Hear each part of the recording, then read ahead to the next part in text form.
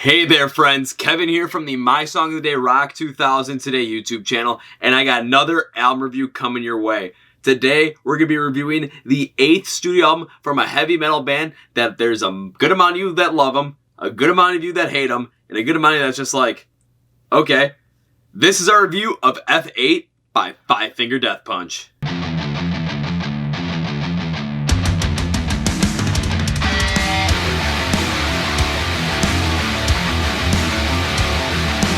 So if you've paid attention to like any of our last 10 videos that have pretty much been album reviews, you guys know how this is going to work. But if you don't, here's how it's going to work. First, I'm going to give a background from the band's 7th album and Justice from None up until this point, so we kind of have a little bit of a same mindset going into this album review. Then I'm going to be taking a look at F8 on 3 specific aspects: construction, composition, instrumentation of the songs, the vocal performance by Ivan Moody, and how the themes and the styles of the songs work together. Then I'll give the album a rating on a scale of 0 to 10. Think of 0 being like stepping in doggy doo-doo, and 10 being like having your own personal pooper scooper to come pick up dog doo that you might step in because, you know, that'd be awesome. And of course, I will go through my reasons why. So, enough with that. Captain Tennille from MXE, hit me with it.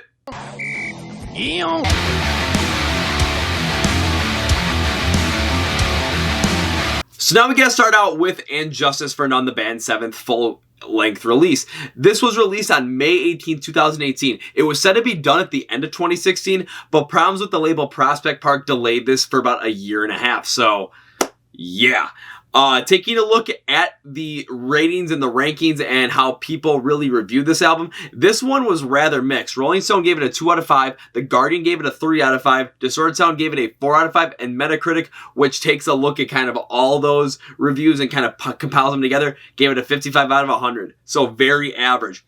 At the end of 2018, taking a look at a lot of the rankings for, you know, best and worst albums on YouTube, and Justice for None consistently was on the worst albums of the year. Myself, I didn't really pay attention because I'm not the biggest Five Finger Death Punch fan. I really don't listen to a lot. Plus, at that time, I was still trying to unpack what was that 30 Seconds of Mars album, America, and I was trying to figure out, was there any, like, good quality in that thing? So, And Justice for None really, for me, got pushed way, way, way, way back.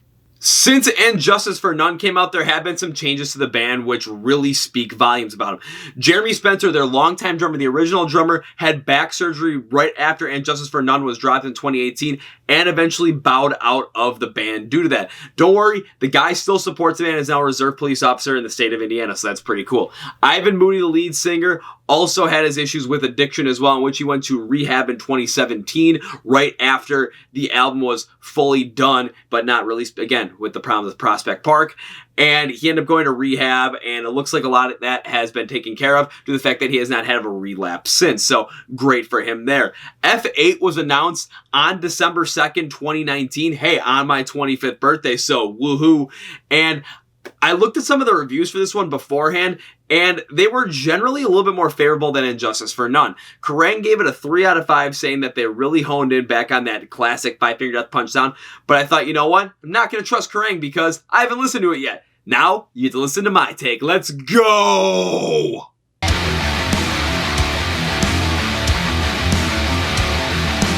To start off our review, we have to look at the composition, construction, and instrumentation on the songs on F8.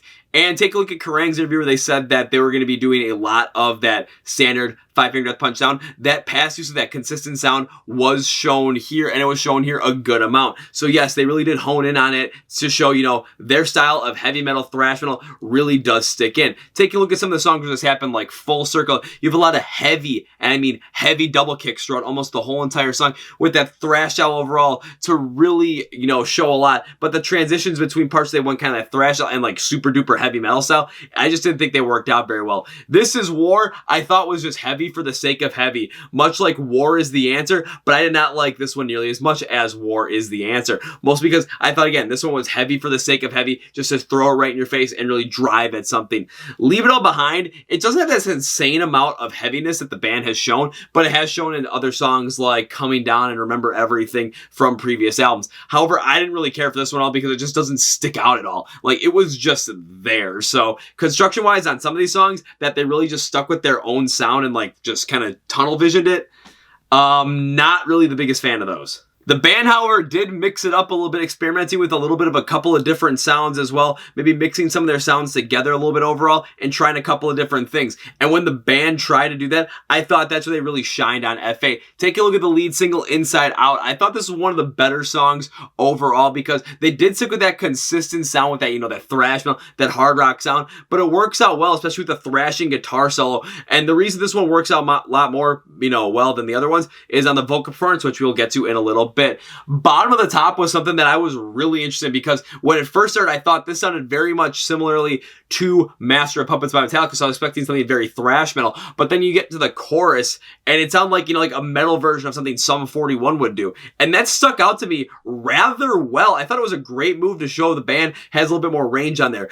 Brighter Side of Grey, the last song on the album that wasn't the deluxe version, was one where they took this much somber tone, much more drawn back, even softer than that they've done on like Remember Everything. And this really did work out well because it really drove the emotion of the whole entire song and drove the emotion of everything within the meaning, which we'll get to in a little bit. So when the band ended up really trying to take their sound and just mixing it up a little bit, I thought that's where they really shine this album, which is something that Five Finger Death Punch has struggled to do in the past. So overall, when it comes to construction, composition, instrumentation, I have two takes on it. When the band went with that consistent Five Finger Death Punch sound that you hear on almost every single song and every single album, I thought it was rather bland just because nothing really stuck out to me. It really didn't have the bite of other songs they've done in the past that really had, like Jekyll and Hyde and Wrong Side of Heaven. However, there are going to be fans out there that are really going to like the sound, so it makes sense why they put it on there. When they experimented a little bit more and tried a couple of different things, trying a couple things with different sounds, maybe trying to bring in a little bit more of an influence here and there, I thought they really stuck out on songs like Inside Out and Brighter Side of Grey. I thought that really worked well here. And I thought those songs are really going to be the ones that stand out over the course of time. So we'll see what happens, but overall, I thought that they did an interesting job on it and worked on some, didn't work on others.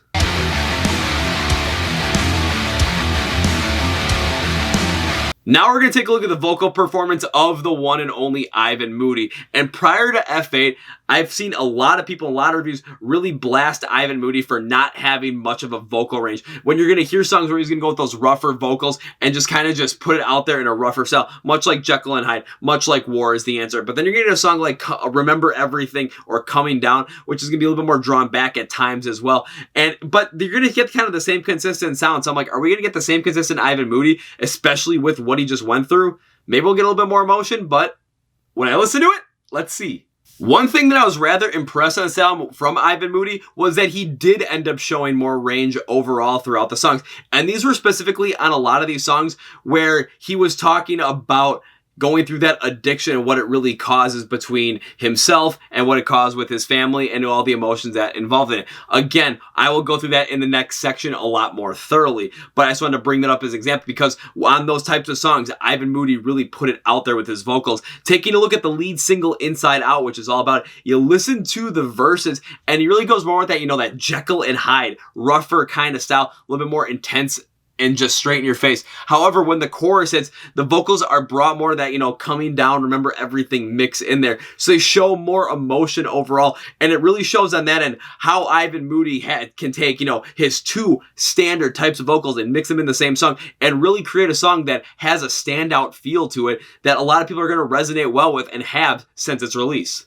There are two other songs that show Ivan Moody's vocal range increasing as well. One of them is Scar Tissue. Taking a look at the song, it's all about, going through a breakup or a divorce, and he uses that angry style in a thrash metal style in the verse as well, and that really plays off well to show the anger and really get the emotion out there of what's going on there. However, in the chorus as well, you take a look at that, and it's much more dramatic, it's much more somber, it's much more emotionally driven as well, because when you're going through something like that, there's a lot of emotion that's going to be played out, and when it comes all out, it's full, and it's really showing Ivan Moody's vocals on this one. Brighter Side of Grey is another one that really does, because this is something different where Ivan Moody really goes with that much more somber tone, really drawn back, really emotional on this one, and it was the best way to close out this album as well, because you're getting a lot of different things going on in this album, a lot of that, angry Five Finger Death Punch sound, but to really come out with something like this at the end, I thought was a great move. Now guys, trust me, there were some bad moments on this album from Ivan Moody's vocals as well, and I gotta talk about them because there were two that really stuck out to me. One was a little bit more of like a composition wise, and that was in Full Circle. The reason why that one stuck out to me was because there were a couple different things going on with the vocal range, which ended up being okay. However, it was the transition between a rougher and a little bit more of a cleaner style between the verse and the chorus. The transitions were so choppy and they didn't flow well together at all. So I looked at thought that was not really well. A little bit off was one that I could not stand, because in the vocal range, and especially in the verses, they use this like electronic, like to go little kind of thing.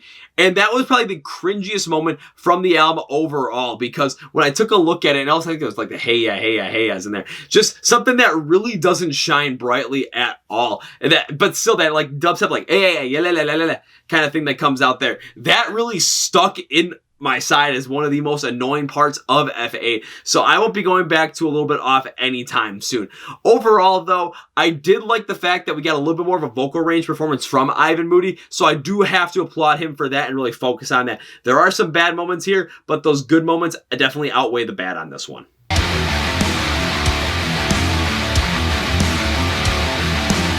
Now let's go to the meanings and the themes on F8. And when we take a look at them, there are two very specific types of themes that the band use and how the styles play off them. The first is the same motif and themes that they've used many other times. Take a look at songs that talk about media manipulation like Full Circle and Living the Dream, or about impressing others in society, just such as, Bottom of the Top and Mother May I. And of course, the band's going to go with these, and I do like the fact they did that because it does show consistency that they're still focused on the same issues. But however, they use that same kind of five-finger death punch sound on a lot of these, and it really just creates a bland feeling overall because it doesn't stick out in any sort of way. There's nothing there that just stands out at all with these songs. They're mostly just filler at this point with those. The second kind of song that they really focus on were the songs that Ivan Moody was talking about his battles with addiction and getting over that and going through rehab. And there's a number of songs that really went off on this as well and really focusing on songs like Inside Out, Brighter Side of Grey, and Darkness Settles In. And these are the songs that stood out the most overall because they show the band trying a little bit something different, showing a little bit more emotion, trying to get a little bit more of an ingenuity in there with mixing different styles up as well, trying to do some things with different transitions. And songs like Inside Out, songs like Scar Tissue, songs like Brighter Side of Grey are going to be the songs on here that are just going to stand out the most to you as well. So they really focused in on that more personal side of things with Ivan Moody. Those are the songs that they really, really shined on.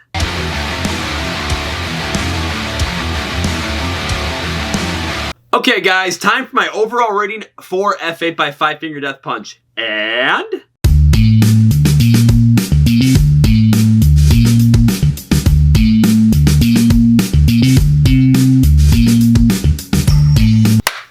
I'm going to give F8 a 6 out of 10.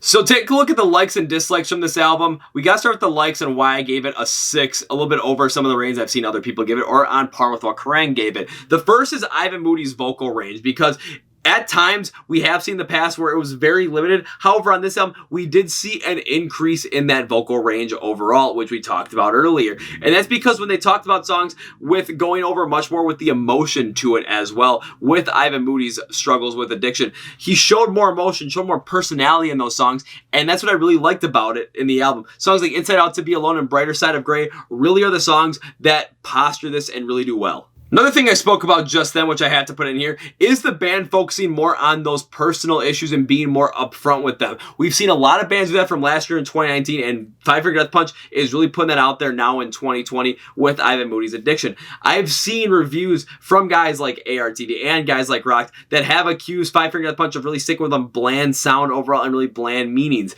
And yeah, I do have to agree with them on some of those because, again, like I said earlier in the meanings and themes, they do have a specific trope of themes and meanings that they stick with. However, going much more personal with Ivan Moody's struggles with addiction and battling it was the right way to go because it gave the songs a lot more depth and a lot more density to them. Again, songs like Inside Out, Bottom of the Top, and Scar Tissues, and Brighter Side of Grey all accomplished this very well. So I thought, yeah, this is definitely something that Five Finger Death Punch has an increase on and is a good move from the band to actually do this. One other thing I liked about this album was the fact that Five Finger Death Punch took their song styles and kind of experiments with them a little bit more than they have on past albums. And of course, I've seen a lot of the stuff where Five Finger Death Punch stuck with that same, thrash metal, heavy metal style over the course of time on their albums. And there's a lot of fans that really love it because that's the style they love. There's some fans that really don't like it because it's too consistent over and over and over again. It's not, anything new. However, there were times on this album where the band did try to do some things new, and I thought they really worked out. Take a look at a song like Bottom of the Top, where it has this like thrash metal Master of Puppets style throughout the whole entire thing,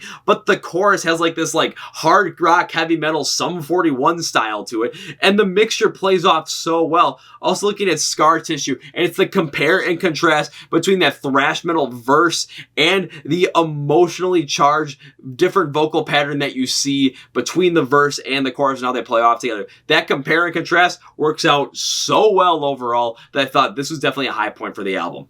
Now let's go with what I didn't like about this album, and the singles outside of Inside Out were something I really didn't like. Take a look at a song like Full Circle. It had parts I liked in it where they went hard or they went a little bit softer at times. I just liked how the parts of it worked, but I didn't like the whole entire composition because the transition between the parts was incredibly sloppy. And take a look at like Living a Dream. It was such a standard Five Finger Death Punch sound that it just didn't stand out at all. Like this thing just was there. This thing's gonna get lost way amongst the masses over the course of their discography. One other thing I couldn't stand about the album was the construction of the song a little bit off. And there was a thing I had a real problem with this one. It was mostly the electronica feel to it, because there are times in the verse where, again, like I said earlier in the review, they do this electronica thing with Ivan Moody's vocals, which makes it sound like, like a dubstep part in the vocals as well, like a real remix. And that just does not work out well at all. And the band even brings in like this twangy guitar in the intro to kind of give it more of like a down-home country feel. But when you pull that in here, that experimentation, that construction just doesn't work. And also with some of these songs, I thought they were just filler songs in there as well. They had no bite. They had no real discernible qualities to them. They were just there. And that song's like Full Circle, Mother May I, and Leave It All Behind. They were just there, and I just really didn't care for them. I thought they were, all filler, no killer.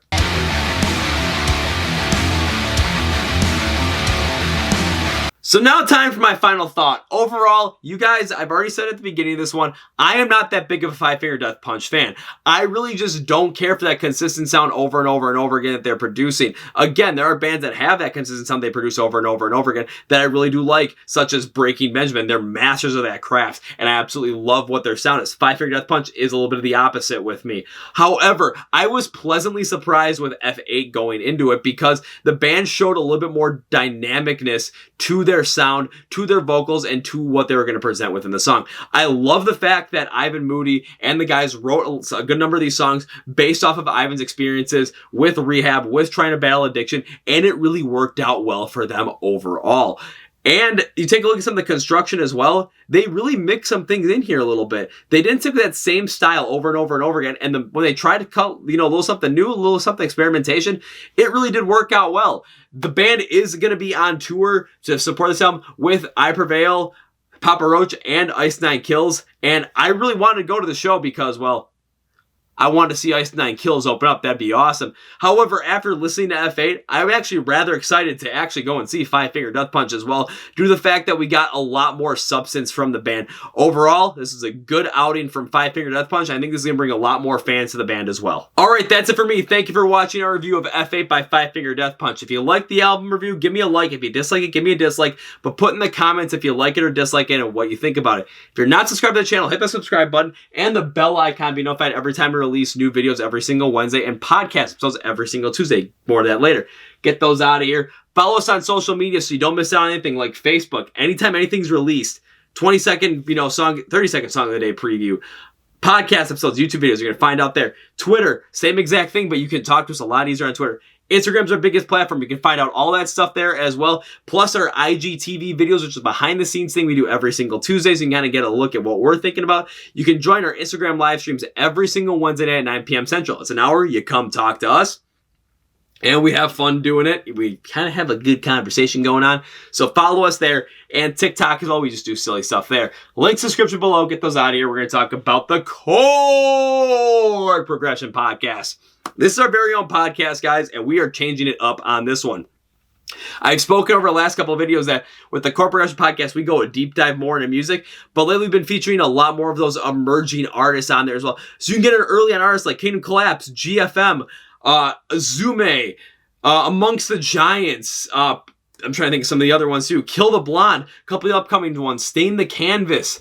You can get in early on a lot of these bands with us now because we're really focusing in on that. So go listen on Spotify, Apple Podcasts, Google Play, and you can watch those episodes right here on YouTube as well. Got the video for them. So links description below. Get that out of here. If you're not able to, our Amazon Alexa skill, please go to that because with the Song of the Day feature, you can hear the whole entire song right there. It's a great way to start your day, end your day, rediscover old artists that you used to love, discover new artists that you're gonna love, discover the emerging artists on our Small Band Saturday where we feature the smaller artists that are trying to emerge as well. And this is a great way to get your rock and metal fix and expand your knowledge of the genre and love for the genres and subgenres as well. So please enable that. Link description below. I want to thank you guys for watching the video. We got plenty more coming out for you guys. I hope you like this one. Till here next time. This is Kevin from the My Song Day Rock 2000 Day YouTube channel. Let's get the hat flip. Nope, but see ya!